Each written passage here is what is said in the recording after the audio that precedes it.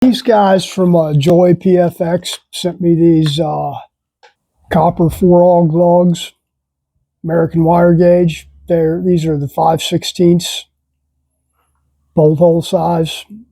I think the 4-auger cable is a 1/4 inch.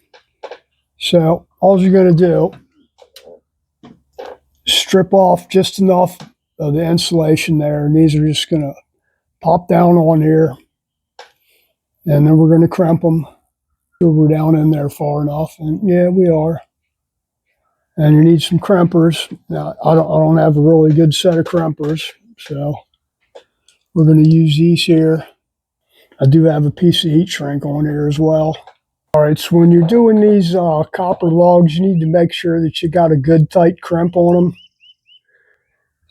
Sometimes what I'll do is I'll drizzle a little solder down inside of there, just a very little faint bit.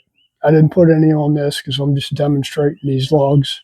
But the trick in that is the heat shrink, really.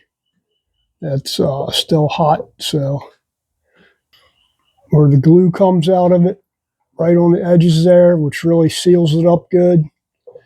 But yeah, good quality copper lugs.